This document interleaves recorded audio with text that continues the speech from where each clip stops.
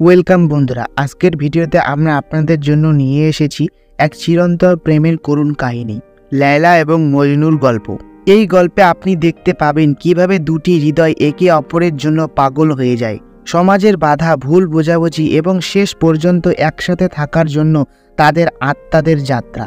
সম্পূর্ণ গল্পটি জানতে ভিডিওটি শেষ পর্যন্ত দেখুন এবং আমাদের চ্যানেলকে সাবস্ক্রাইব করতে ভুলবেন না, যাতে আপনি আরও এরকম কন্টেন্ট পেতে পারেন। লাইলার পরিবার শহরের একটি সম্মানিত পরিবার হিসেবে পরিচিত। লাইলার স্বভাব ছিল ছেলেদের সাথে ফ্লার্ট করা এবং যারা তার প্রতি আকৃষ্ট হয় তাদের সাথে ইচ্ছাকৃতভাবে খেলা করা। লাইলার সাথে কাইসের দেখা হয়, যে একটি ধনী পরিবারের ছেলে।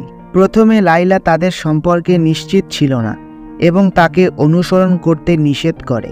কাইস তাকে একটি চিঠি দেয় যেখানে লেখা ছিল যে সে আর তাকে বিরক্ত করবে না এবং যদি লাইলা তাকে চায় তবে তাকে কাইসের কাছে যেতে হবে। তবে পরের দিন তারা আবার একটি বিয়ের অনুষ্ঠানে দেখা করে এবং কাইস বুঝতে পারে যে এটি ভাগ্যের ইশারা। তাদের দুই পরিবারের মধ্যে আইনি বিরোধ থাকা সত্ত্বেও তারা একে অপরের প্রেমে পড়ে।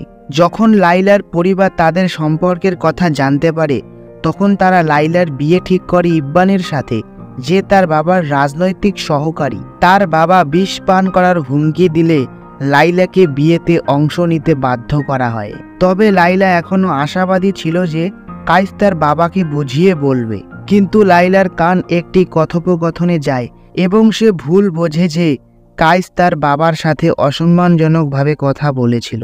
তারপর কাইসের সাথে সে সম্পর্ক ভেঙে ফেলে। কাইসও দুঃখ পেয়ে আবার বলে যে সে আর তাকে অনুসরণ করবে না এবং যদি কখনো প্রয়োজন হয় তাকে খুঁজে নিতে বলে। 4 বছর পরে কাইস লন্ডন থেকে তার বাবার সৎকৃত্যের জন্য ফিরে আসে। সে লাইলার সাথে দেখা করা থেকে বিরত থাকে। লাইলার স্বামী, যে এখন এমএলএ, তাকে নিয়মিতভাবে প্রতিদিন নির্যাতন করে। লাইলা কাইসের সাথে দেখা করার জন্য সিদ্ধান্ত নেয়। যখন সে কাইসকে দেখে তখন সে বুঝতে পারে যে তাদের বিচ্ছেদ কাইসের ওপর গভীর প্রভাব ফেলেছে এবং সে মানসিকভাবে ভেঙে পড়েছিল। লাইলার কাছে কাইসের আচরণ মাঝে মাঝে অদ্ভুত মনে হয়। লাইলা তার স্বামীর বিরুদ্ধে দাঁড়ায় এবং তারা ডিভোর্সের সিদ্ধান্ত নেয়। লাইলা কাইসকে তার ডিভোর্সের জন্য অপেক্ষা করতে বলে। তবে ডিভোর্সের আগে তার স্বামী একটি সড়ক দুর্ঘটনায় মারা যায়। লাইলা শেষকৃত্যের দিন কাইসের সাথে পালানোর সিদ্ধান্ত নেয়, কিন্তু তার বাবা তাকে অনুরোধ করে না যেতে এবং প্রতিশ্রুতি দেয় যে কয়েক সপ্তাহ পর সে কাইসকে বিয়ে করতে পারবে। লাইলা আবার কাইসকে অপেক্ষা করতে বলে। কাইস, যে বছরের পর বছর ধরে লাইলার জন্য অপেক্ষা করছিল, একসময় মনে করতে শুরু করে যে সে আর কখনো লাইলার সাথে মিলিত হবে না। এই ভাবনা তাকে অদ্ভুত করে তোলে। সে লাইলার হ্যালুসিনেশন করতে শুরু করে, তার সাথে কথা বলে এবং শেষ পর্যন্ত একটি পাহাড়ের দিকে পালিয়ে যায়। তার পরিবার, বন্ধু এবং লাইলা তাকে কয়েকদিন ধরে খুঁজতে থাকে, কিন্তু তারা তাকে খুঁজে পেতে ব্যর্থ হয়। কিন্তু কাইস হ্যালুসিনেশন করে যে লাইলা তার সাথে রয়েছে এবং পাহাড়ে তার সাথে একটি জীবন শুরু করেছে। কিছু লোক তাকে ধরে ফেলে এবং তারা বাড়িতে ফিরিয়ে নিয়ে আসে।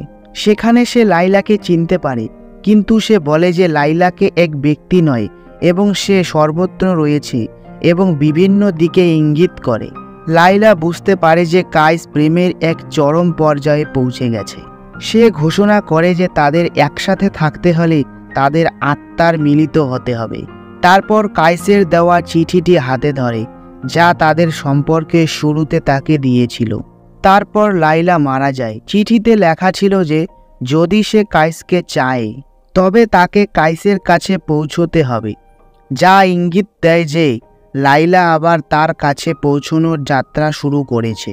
কাইস, যাকে ছবির দ্বিতীয় অংশে মজনু বলে উল্লেখ করা হয়, যার অর্থ আরবি ভাষায় পাগল, এবং লায়লা মজনু গল্পের প্রতি শ্রদ্ধা হিসেবে, বুঝতে পারে যে লায়লা আর বেঁচে নেই।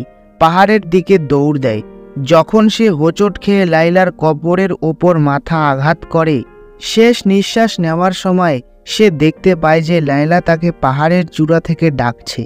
ছবির শেষ হয় একটি গানের মাধ্যমে এবং দেখানো হয় যে তাদের আত্মারা অবশেষে পুনরায় মিলিত হয়েছে।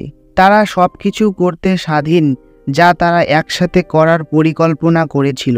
এই ছিল লায়লা এবং মজনুর প্রেমের কাহিনী। যদি গল্পটি আপনাদের ভালো লেগে থাকে তাহলে আমাদের চ্যানেলকে সাবস্ক্রাইব করুন এবং লাইক শেয়ার করতে ভুলবেন না। তো বন্ধুরা, দেখা হচ্ছে আবার নেক্সট ভিডিওতে।